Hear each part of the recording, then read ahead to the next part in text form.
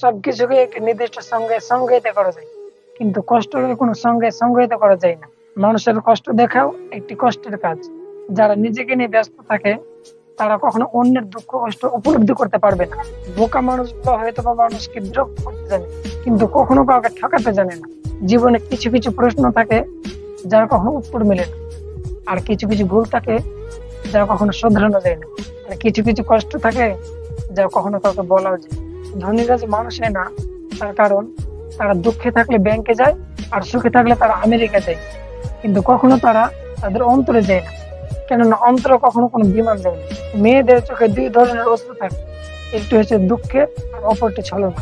দুঃখ মুক্ত জীবনযাপনের ইচ্ছা না থাকলে যা ঘটতে যাচ্ছে তাকে ঘটে গেছে বলে মনে করে নি।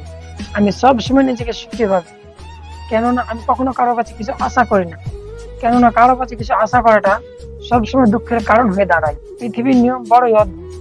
আপনি যাকে যত বেশি ভালোবাসবেন সেই আপনার দুঃখের কারণ হয়ে দাঁড়াবে। যত্ন করে কাঁদানোর জন্য খুব আপন মানুষগুলোই যথেষ্ট। গল্প উপন্যাসের নায়ক নায়িকাদের দুঃখ কষ্টে যারা জর্জরিত, যারা কাতর, গল্প উপন্যাসের নায়ক নায়িকাদের সুখ দুঃখে যারা জর্জরিত কাতর, তাদেরকে দেখবেন নিজ সুখ দুঃখের ব্যাপারে উদাস। একজন জ্ঞানী জানেন যে তিনি কি জানেন, আর একজন মূর্খ নিজেকে মনে করে যে সে সবই জানে। সুযোগের সাথে জড়িত ঝুঁকি গ্রহণ করতে সাহসী হন। যখনই আপনি অনুভব করবেন যে আপনার নিজের শরীরের উপর আপনার নিয়ন্ত্রণ রয়েছে, তখনই আপনি সুস্বাস্থ্যের সুপ্রভাতে উপনীত হবেন। যার কথার চাইতে কাজের পরিমাণ বেশি, সাফল্য তার কাছে এসেই ধরা দেয়।